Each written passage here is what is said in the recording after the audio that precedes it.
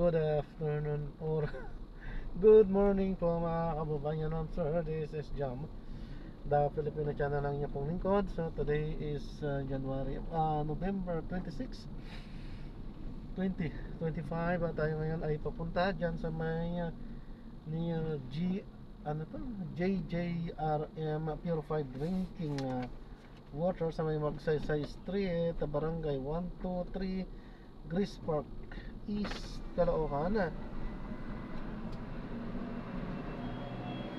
At dadalhin po natin yan sa may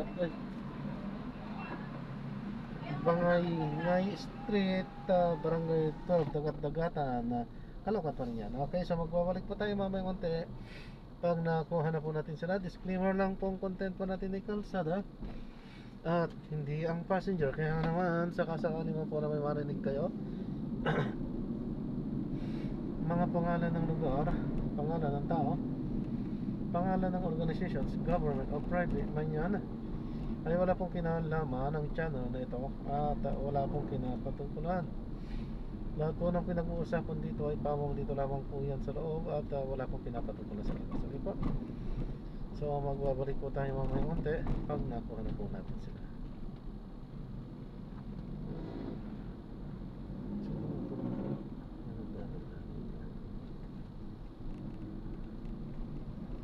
Ayan, at makinig tayo ng mga nagbabagong balita at mga talakayan habang tayo ay papunta doon sa ating pick up area. Ano po? Ayan. Buti nakahabol tayo dito.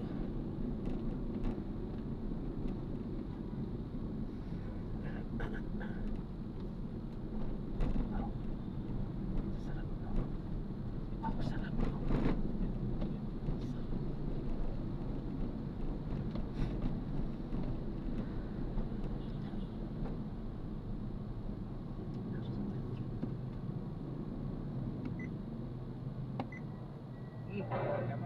Nangyayari din sa budget ng kanilang ahensya.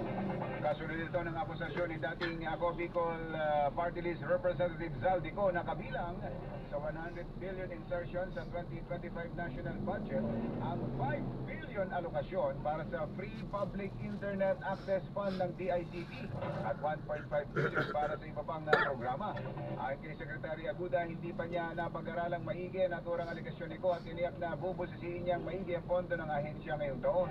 Kahit ng kalihim, malaya ang publiko na suriin ang mga transaksyon ng DICT, lalo't nila live stream naman nila sa Facebook ang lahat ng kanilang bidding. Itinanggi ni dating presidential spokesperson Harry Roque na inaresto siya sa the Netherlands dahil sa kasong human trafficking kaugnay ng pagkakasangkot sa illegal POGO operation. Ayon kay Roque, walang katotohanan ang naturang impormasyon at sa katunayan ay may nakatakda na siyang flight patungong Vienna, Austria kahapon para sa kanyang asylum request. Kaiman ipiniliwanag ni Roque na hindi ito natuloy dahil sa lagay ng kanyang kalusugan. Samantala, sinabi naman ni DILG Secretary John Vic Remulla na wala pang official communication na kumukumpirma sa umano'y pag-aresto sa dating presidential spokesperson. So yung iutos kumbachero ng husgado na i-cancel yung kanyang passport, i-cancel na nga pala ng DFA. Delta ng DFA. Kaya kung BPI siya, kung BPI siya from Netherlands to Austria, pag ginamit niya yung passport niya, papaplag na yun. Papaplag na yun. Sa immigration, paliwanag sa atin ni Commissioner Elena Sandoval, siya naman. Siya. Dadakmay na siya pag gano'n. Saan? Sa Netherlands.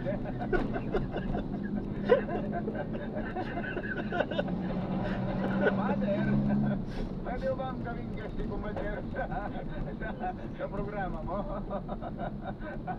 Doon, may papaliwanag ng gusto, Mother, di ba? Kung saan. Samantala!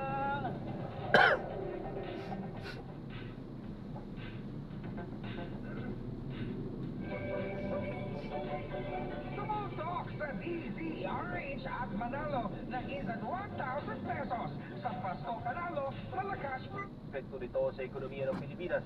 Tinutulan din ni Vice President Sara Duterte ang tangkang palitan ng Administrasyong Marcos sa pamagitan ng civilian-military junta. Pero nakahanda ang Vice Presidente na mauupong Pangulo sakaling mapilitang mag-resign si Pangulong Marcos kaugnay ng isyu ng katiwalian sa pamahalaan. There is no question about my regime. I presented myself to you when I was a candidate for vice president with the understanding that I am the first in line in successful. Any constitutional movement or action is on mine here. So, gusto nila, nagwalaw sila dapat sa constitution. Nasa kanila na yan. Nauna na ipinasura ng Malacanang ang panawagang bumaba sa pwesto si Pangulong Marcos na naniniwalang isinusulong lang ito ng mga taga-suporta ni P.D. Sara.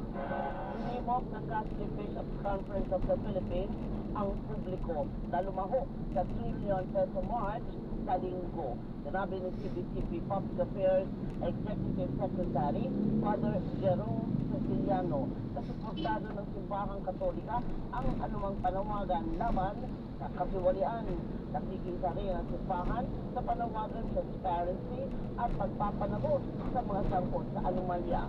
Pero nilinaw ni Father Ceciliano na walang sinalaman ang CBCP sa malawakang protesta kasabay ng Bonifacio Day.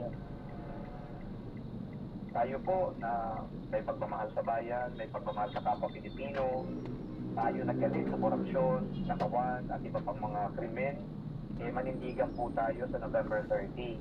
Sama-sama po tayo na pumunta ito po sa People Power Monument at pwede po kayo na dumaan muna dito sa EDSA Shrine para magsimba. Ilabas po natin ang ating saloobin at higit sa lahat ay advocacy natin. Mahigit 9,000 pulis ang pakakalat para matiyak ang seguridad sa pagkilo sa EDSA People Power Monument. Time out, time out! Ayoko napapagod ka eh. Anong oras na? Pagod na mi. Okay. 7:20 na po ng umaga. Bawal mapagod dahil marami pa istorya sa pagbabalik ng Radyo Patrol Balita alas 7. Radyo Patrol Balita alas 7.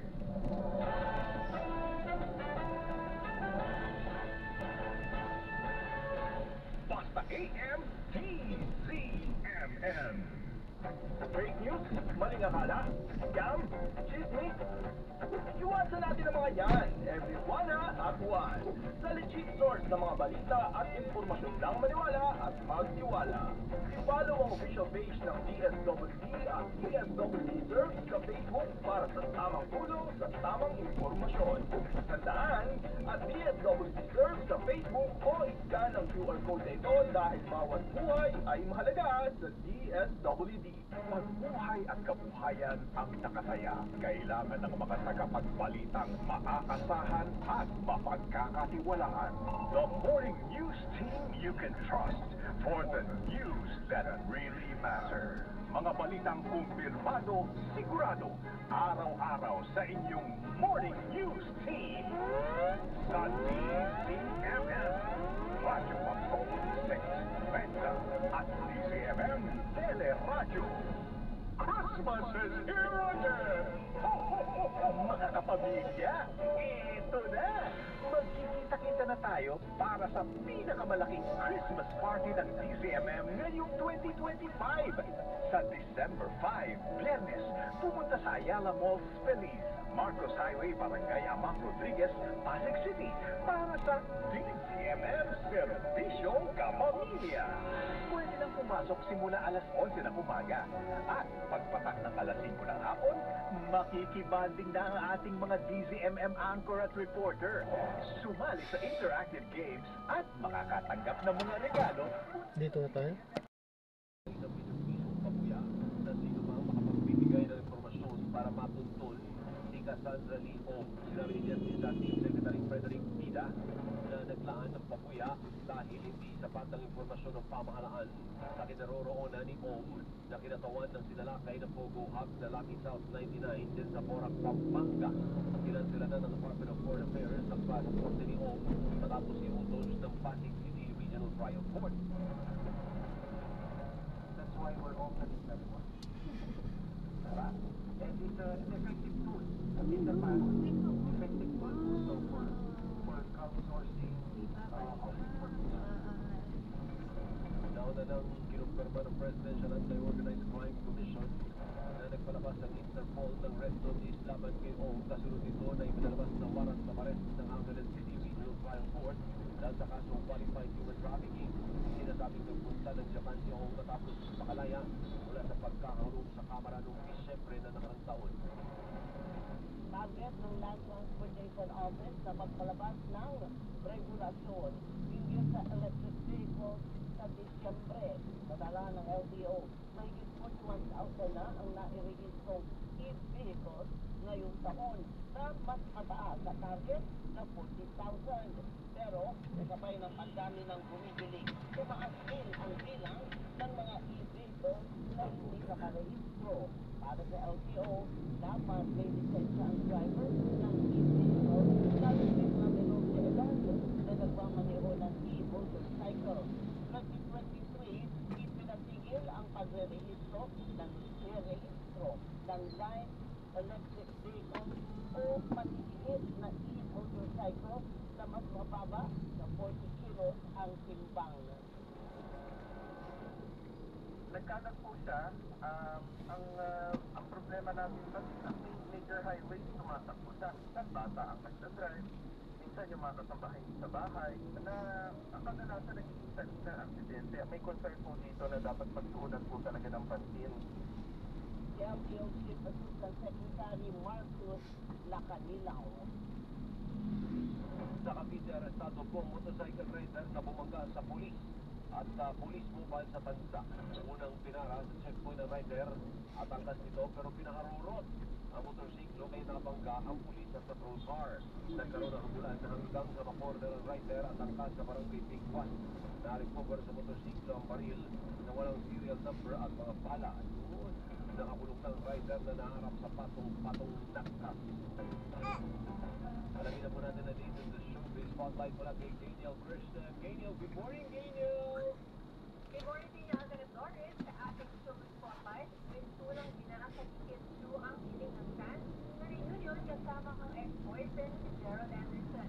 Kasunod ito na muling pagkikita ni Gerald at Kim Star Magic of Christmas 2025 kung saan pinaramalan ng dalawa sa Royal Studio para sa 20 taong pananatilit Star Magic na talent management arm ng ABS-CBN Studio. Kinilig ang fans nang lumapit si Gerald kay Kim para makipagbeso at bumati matapos ang awarding ceremony.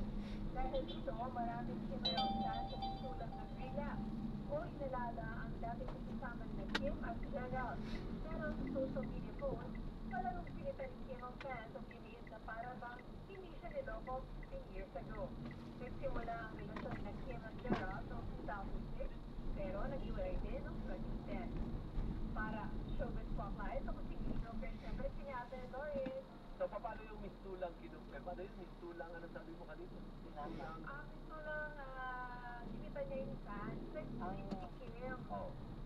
Ang sabi niya sa tweet na para bang hindi tayo nasaktan 15 years ago, parang hindi tayo niloko 15 years ago.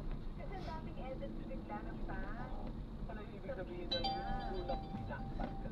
Mistulang binasag. So, parang nag-react, pero hindi naman directly. Parang gano'n. Ang dami rin kasi mga edits na ng mga Kim-around fans. Siyempre, kahit naman noon, ano ba, napakadaming fans ay, Kim-around fan ako eh. Pero, matagal na rin, ano? Parang dyan na sila lumaki lahat sa bakuran ng ABS-CBN partner, no? sila, di ba? Galing sa PBB. Correct. Oo. Ano na ngayon ang kapartner ni Emerald?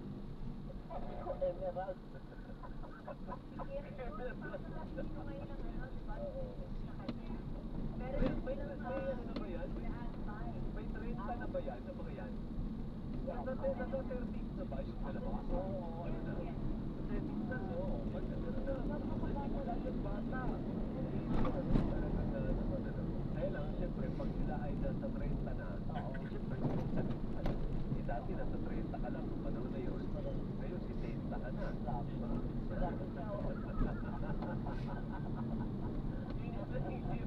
Si Genial partner, mga ano lang to, nasa 20.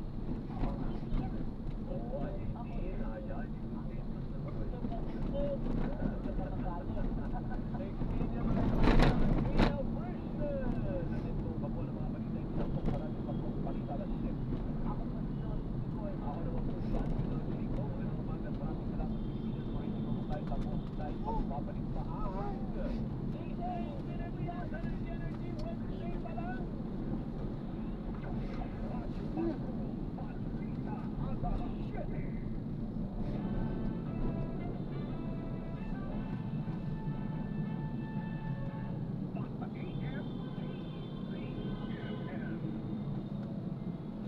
Meron po siyang tanong sa amin niya. Ako po yung magpasalamat na malaki sa mga taong tumutulong sa pagdating ng tubo na nagbibigay ng tubo para sa asawa ko. Kamunod tayong pagbibigay ng tulong maaaring makatulong sa mga pamilya at nagkakasal, anemia, sa mga biktima ng aksidente na kailangan sa lahat. Ihikayat natin kayo sa pagdating ng dugo sa mga Blood Center o Blood Service Facility at tumulong sa pagsakit ng mga buhay. May benepisyo rin sa katawan ang pag-donate ng dugo sa kapapabad doon ang chance ng pagkakaroon ng sakit sa dugo. Nagiging mas maayos ang daloy ng dugo at nakakabawas ng sobrang iron sa katawan. You can be a walking blood bank. Save lives. Ito po, sa extended quota ng DOH na pamaalala ng buhay mahalaga. Ang bilis ng dugo, matigas na buhay.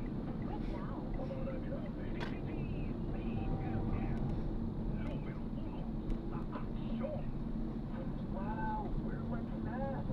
Sa panahon, parang lahat, Rush. Oo, hindi. Ang sagot dyan, malapit sa buhay, parang maglaro ng bigulan. Ang bilis, dapat malapit din. Hindi pa dapat maka-apekto kung bumalik sa oras para sa pagsiya, kaibigan o trabaho. With the human body, tuloy lang ang saya.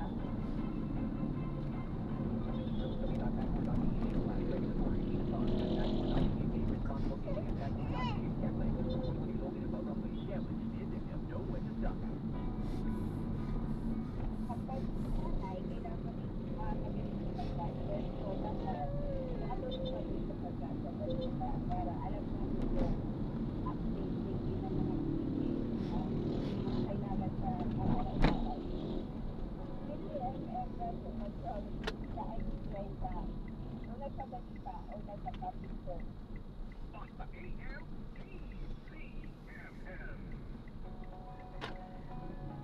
Sasabayan kayo sa asal ni na Alvin El Chico at Doris Victoria.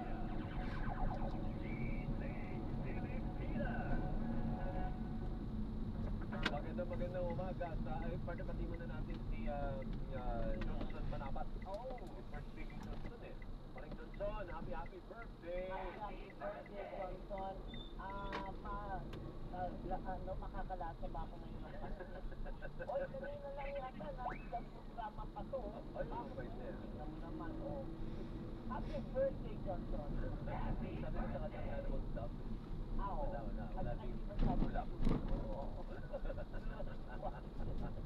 Happy birthday, Johnson Manaban. Si Zaldi, hindi Zaldi ko po ito, ibang Zaldi ito na happy. Happy birthday daw to Rica Udyamar ng Makakan. Rica Valenzuela, pagbati mula sa Inglesa na si Tito Udyamar. At meron pa ba dyan si Arvin, nasa na ba yun? Ayun yun si Arvin, pagkait na happy birthday. Sina Elizabeth Capili, Joey Villarama, Matet Fuentes, at Michael Canigla, and si Sir Daddy Jansen. Happy birthday. Maraming pagpati ko dun sa aking pamangkin na kasi sinasal nung nakaraang linggo kasi hindi yata nakapakinggan. Anak ko, Ano ba yung mga bingi ba mga iba ulit-ulit, hindi pa rin napakinggan. Huwag mo pagalitan dahil iba yung oras. Sa ibang bansa pa lang. Anak ko ni kapatid ko na si Ren at asawa niyang Salina ang sinasal na si Joaquin Vigornia at meron ang misis niya ay si Alexa Pineda Vigornia. Mabuhay! Ang bagong kasal. US citizen pero of Filipino descent. Oo. Yung anak ko, yung pamangkin ko. Kasi isa Pero Pineda, ano siya, saka parang Latina. Ay, you should speak in Spanish then. eh, buto lang si Dito na lang. Congratulations! Congrats. Congratulations! Felicidades. Yun lang pala yung alam. Elaong magandang umaga sa iyo. Elaong. Meron din si DJ sorry. Kala mo, yan sa pinuha kapag Jesus. hindi galang birthday, ha? Ang pinakamagaling, hindi naman, hindi pa rin naman. Okay. Sabi ni Sige po, sige po. Galang, ang pinakamagaling gawin ng NBI is digitize your whole Oh. system. Okay na to? For manual document Ah, entry, sige. mawawala yung mga picture. Pag hindi na sila kailangan. Happy birthday pala sa ating mga Sige po. nabati pala. James Rubino, Ali Rocky, but bracket here. Bakit ano yung hindi na mamaya na yan, kita kang pusino din, pauwi kita sa LTO eh. Sabi ni Mark Hernandez, pwede po kaya yung mga POGO locations gawing classroom? Sayang eh. Ay, nabasa ako na parang requester. Bata, may nabasa akong link na doon. sana gawin na lang Sa Tarlac ba yan? Tarlac? Tarlac. Parang ginawa, parang pinigay sa SWD. Ayun, tama yun. Ay, evacuation.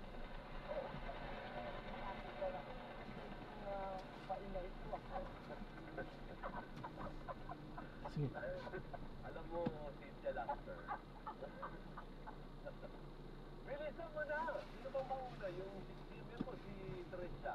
Ay, sino mauna? Si Trisha o si DJ Kim? So ano, pagandahan ba ito o patalayuhan? So sino mauna sa kanila? Palakasan ng boses. Palakasan ng Ang palakasan ng boses ng pag-uusapan, mauna si DJ Kim. Correct. Kasi malakas ang buwangan. Kaso, mas malakas naman ang pag-uusap. Wala pa rin Yan, so na-drop na natin sila. So maraming salamat po sa panonood. Hanggang sa muli po, ingat. God bless. Paalam po.